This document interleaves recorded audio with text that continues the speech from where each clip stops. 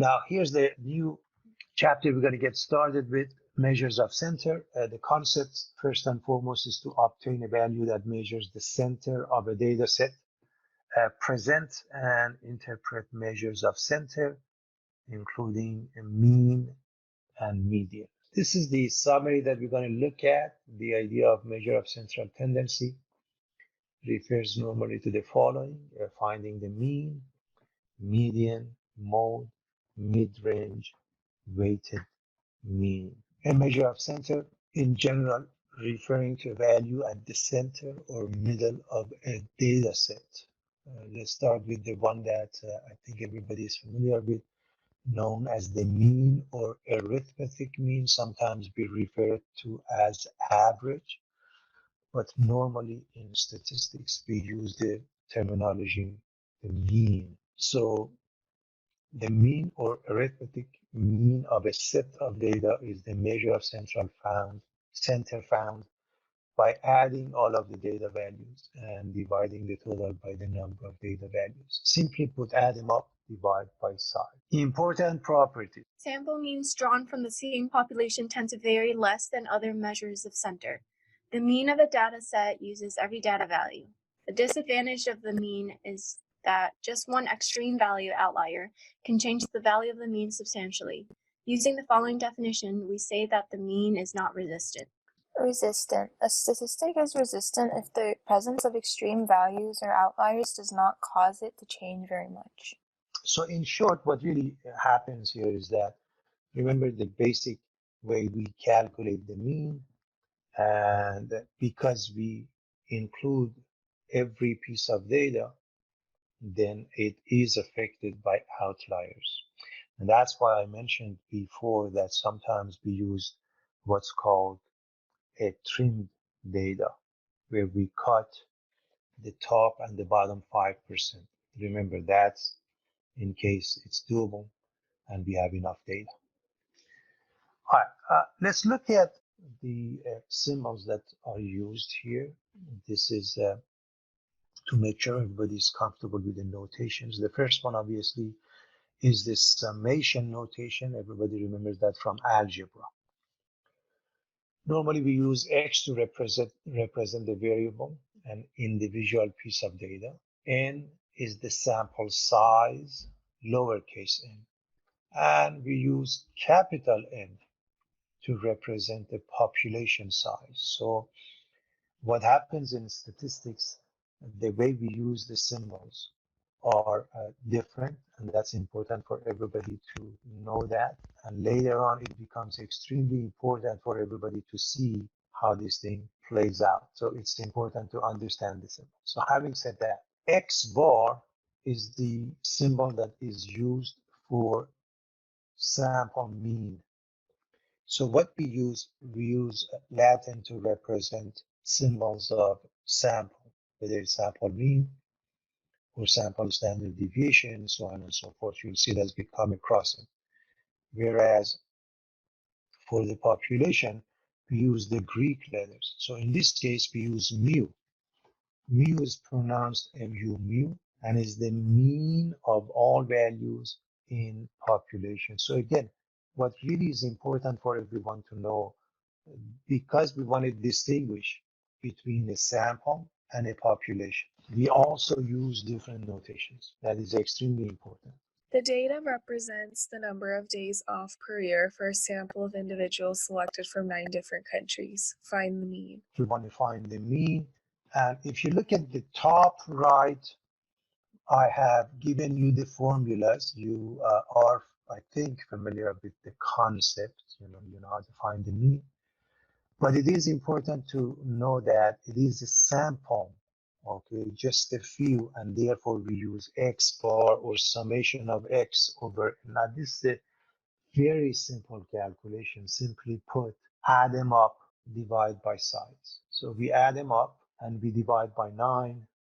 And again, you may have 2 days off, 5 days off, 10 days off, 15 days off, or I don't know, 100 days off.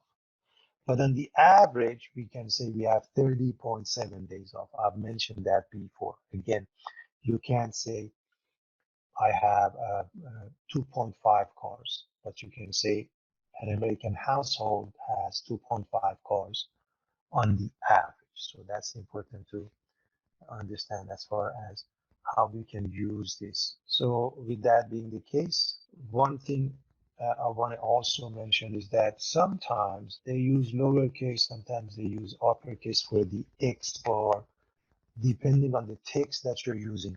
Median. Median. The median of a data set is the measure of center that is the middle value when the original data values are arranged in order of increasing or decreasing magnitude. In other words, the median is the midpoint of the data array. So that's the definition of a median, just middle of the data if it's ranked from small to large. The median does not change by large amounts when we include just a few extreme values. So the median is a resistant measure of center. The median does not directly use every data value. For example, if the largest value is changed to a much larger value, the median does not change. Yeah, that's why they call it resistant. That's why in many cases they may use a median to discuss things, for example, the average income or the average cost of a house, because there are definitely outliers. So in those cases, for example, normally they use the median. And finally, to find the median, first sort the data in ascending order. If the number of data values is odd, the median is the number located in the exact middle of the sorted list. If the number of data values is even, the median is found by computing the mean of the two middle numbers in the sorted list. Given the data speeds 38.5, 55.6, 22.4, 14.1, and 23.1, all in megabits per second, find A, the mean, and B, the median. So we want to find the mean. We do have the formula at top. We use the X bar equals summation of X over N. It's a simple calculation. All we have to do, add them up, divide by the size. There are 5 pieces, and we get 30.74 megabits per second. Now, one of the things that I want to mention about the rounding, if you do the rounding early, you get what's called round off error. But they have a specific rounding rule. You want to follow that for the sake of getting the homework and exam questions correct. And that is normally 1 digit more than the given. If you see there is 1 decimal for the given data, so we add 1 more to find the average. All right, in order to find the median, you simply put them in order from smallest to largest. And the middle of the data is 1 number. And this is how it's calculated, class. You look at for the middle of the data, and this is a case with an odd number of data. In other words, 5 or 5001. It doesn't matter. It's odd. There is a number in the middle, and that is your median. However, if it happened to be an even number, then you don't have any number in the middle. So you find the 2 numbers in the middle, and you take their average. That's the idea that was discussed in the previous page. What is the meaning of the mode? The mode, sometimes called the most typical case of a data set, is the value or values that occurs with the greatest frequency. The mode can be found with qualitative data. When no data value is repeated, we say there is no mode. There may be no mode, 1 mode, 2 modes, or many modes. Okay, so mode simply means the one with the highest frequency of occurrence. That is the simplest way to define it. Mid-range? The mid-range of a data set is the measure of center that is the value midway between the maximum and minimum values in the original data set. Because the mid-range uses only the maximum and minimum values, it is very sensitive to those extremes, so the mid-range is not resistant. It's very straightforward. You just add up the minimum and maximum divided by 2, and it can't get any worse than that when it comes to using the outliers. That's why in practice, the mid-range is rarely used. It helps reinforce the very important point that there are several different ways to define the center of a data set. The value of the mid-range is sometimes used incorrectly for the median, so confusion can be reduced by clearly defining the mid-range along with the median. So mid-range is simply the sum of the min and max divided by 2. We are looking at the data, and we have now the same data. We added one more. We want to calculate mean and median, and we are adding the mode and mid-range. So the mean is very simple. We add them up and divide by size. Again, X bar, not mu, simply because we are dealing with a sample. The median, let's rank them first. When we do that, we know the size is an even number. So right here is the median. What does it mean? Between the two numbers. So because it's an even size, therefore we have to add them up, divide by 2. So that's how you would deal with the median when the size n is an even number. There is no mode. Why is that, class? Can anybody tell us why there is no mode? Because no data value repeats. Perfect. Nothing repeats. And to find the mid-range, all you have to do, add up the minimum and maximum and divide by 2. Now, here's what I want to add. This is extremely important. You don't need to sort or rank the data in order to calculate the mean. However, I suggest you do that. If the question is asking for the median, mode, and mid-range and other stuff, before even you calculate the mean, sort the data just to be on the safe side. I've seen students making a mistake with that. They would come up with the wrong median, they would come up with the wrong mid-range and range. Later on, we discuss that. So my suggestion is just to be on the safe side, even when you don't need it, rank the data. It is really helpful. I have a question. Sure. Why do we have 4 significant figures for the median mid-range, but we keep it at 3 for the average? Well, it's just the number of decimals. If you look at the data has how many decimals? It has 1. 1. So over here, you add 1 more. And this number, if you write it as 29.70, is the same thing, because when you divide, you get 29.7. You don't have to write it as 29.70. When you have to do the rounding, you round it to 1 more place. This is how they do it for, again, as I mentioned, for the sake of the text. I want more decimals. If you look at practice tests, I put more decimals. But this is the way they do the round. Okay. Now we have a different set, and we are asked to come up with the mode. It's a very straightforward question. It is already ranked. It is sorted from smallest to largest, and we can clearly see which one is the mode. So as you can see, 0.3 repeats more than anything else. Now, bear in mind, 0.6 repeats 2 times, but it doesn't mean anything. Okay, you're looking for the one with the highest frequency of occurrence. How about this case? Although it's not ranked, it's not sorted, so this one happened to happen 2 times, and this one happens 2 times. So we have 2 modes, or it's called bimodal, 2 mode. We have the following pieces of data: 0.3, 1.1, 2.4, 4.0, and 5.0. So what's going on here? No We mode. have no mode. Simply because nothing repeats. So there is no mode. Well, this is the question that was just asked. Rounding rule. The mean, median, and mid-range should be rounded to 1 more decimal place than it occurs in the raw data. I want you to see something, and that is, this is the way in many texts they do it. In some texts may not follow that if you were doing it, but whenever you get on to do your homework and exam questions, you're going to stick with the rules they have to get 4 credit. The mean in most cases is not an actual data value. For the mode, leave the value as it is without rounding, because values of the mode are the same as some of the original data values. Okay, finally for this page, Caution, never use the term average when referring to a measure of center. The word average is often used for the mean, but it is sometimes used for other measures of center.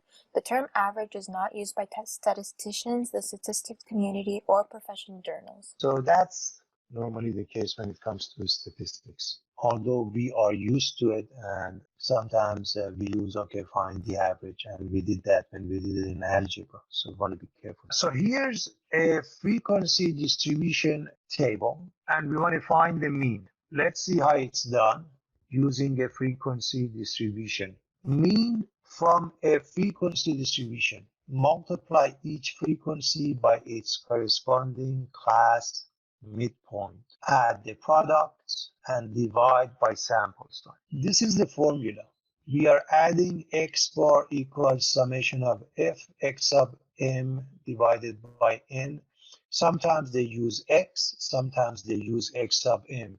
Notice I am using x sub m with the formula, but if you look at the table, I have f times x.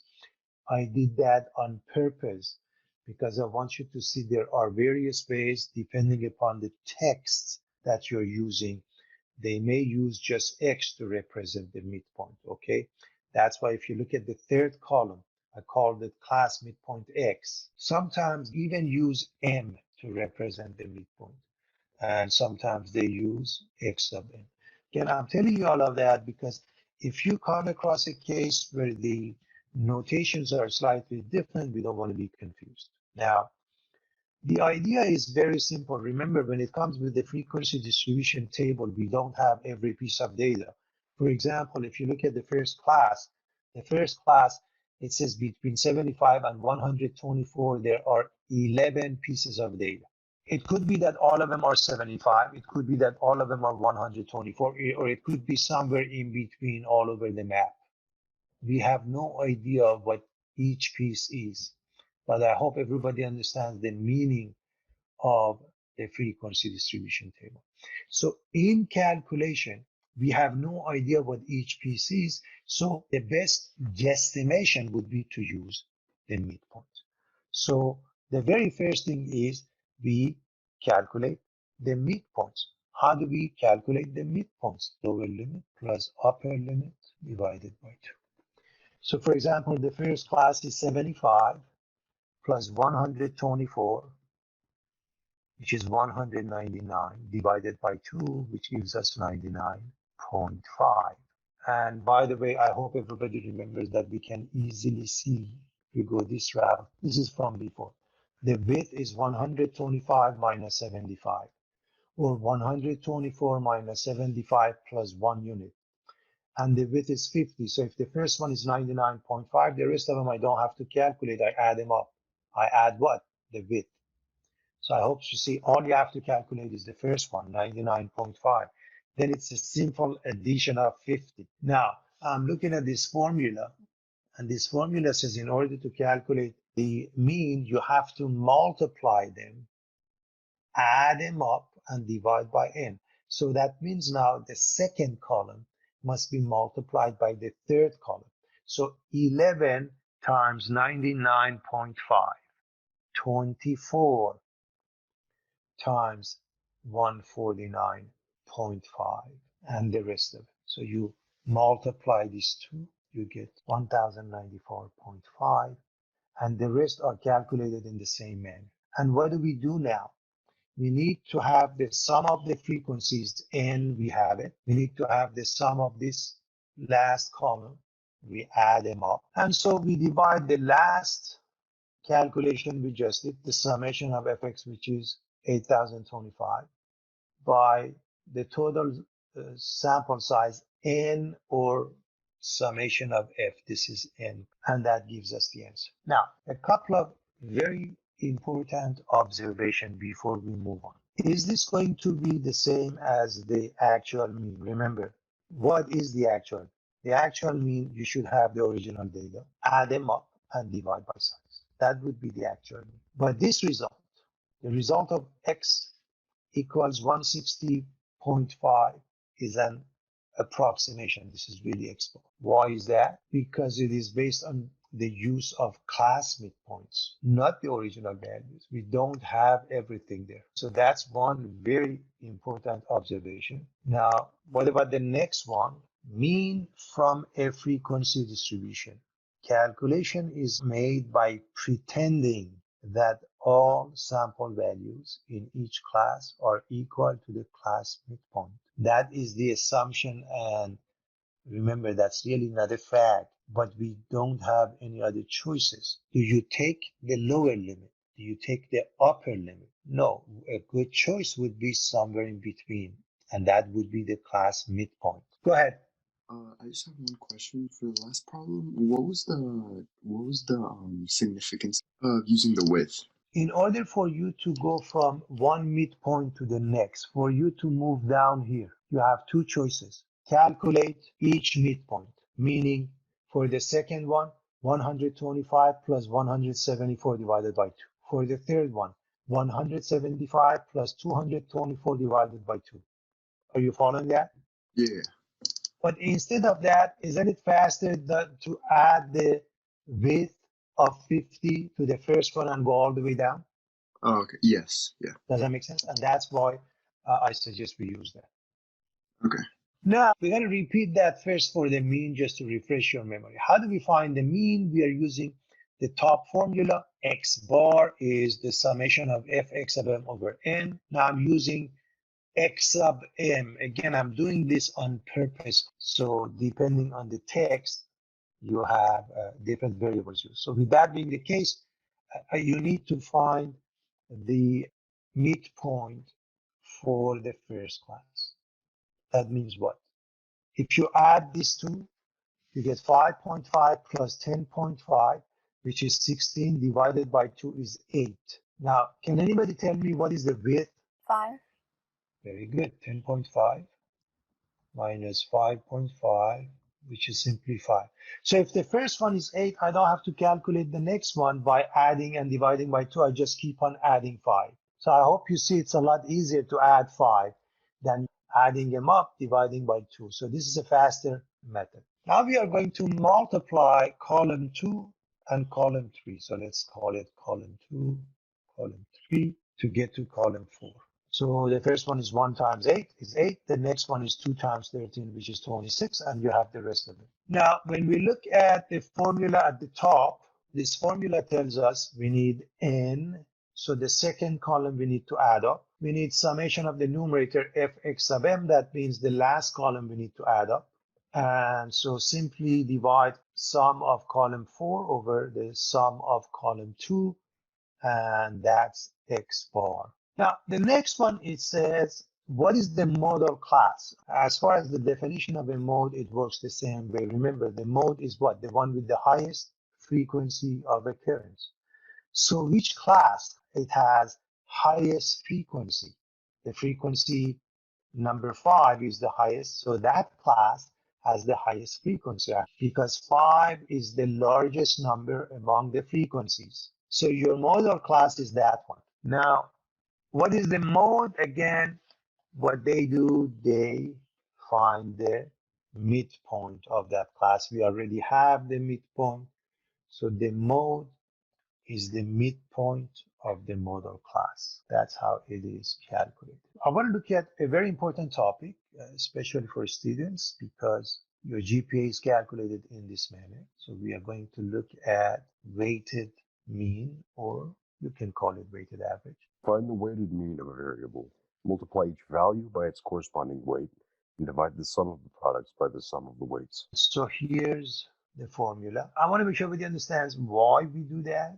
Think about this concept of a GPA that is discussed. First, let me just put up this example. We want to find the GPA for a college student who took 5 courses and received A. That's a 3 credit or 3-unit course.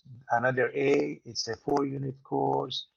A B, a 3-unit course, so on and so forth. Okay. Now, why is it important to do the average in this manner called weighted mean? If you happen to have only 2 courses, I want to make sure we understand what's happening. If you have only 2 courses and one of them is A and one of them is B, remember A is normally used as given a value of 4.0 and B is given 3.0. So if you have one of each, one may be under the assumption that 3.5 would be a proper, but it really depends on the course. If a course was worth 5 points when you received an A, and the one that you received the B was worth 2 points, then it's not fair. And that's the idea, because it's weighted more. The weight on that 5 unit is, you can think of it as the weight as 5, whereas the 2 unit course, the weight as 2. So with that being the case, and again, A is worth 4, B is 3, and go down the road, and we have these values we should know. And look at the table that we have. The weight would be the number of units, and X is the value. So number of units and the value. So you multiply the first column, which is the weight column, by the second column, which is the value column or the X column, and you divide by the total weight. And this is how it's calculated. But what is important is what you put in the denominator is the total number of units, and you have your GPA. This is how GPA is calculated. We want to calculate the GPA here. Let's discuss the concept, because that's really what matters. That's important. And the concept is identical to the previous question. Now, understand the difference is, the table is given to us. It's a lot easier than before, because on a normal basis, you have to come up with the table. So you have to create this table. Over here, it's given to us. The weight is the number of units. And normally A is worth 4 points and the rest of it. And you go down, B is 3 points, C is 2 points, and so forth. So you have to multiply those two columns, and that would be the sum. You divide by the total number of units. That's how GPA is calculated. And as far as the distribution is concerned, if the distribution is symmetric, so I want you to look at this one first. The mean, the median, the mode, they are all happening at the same time. Now, what happens when it's skewed? Well, the mean is affected by the outlier. So this is skewed to the right. There's an outlier towards the right. That's why the mean happens towards the tail. Always. So the mean is happening towards the tail. The median is in between. The one with the largest frequency is the mode, and that would be the tallest.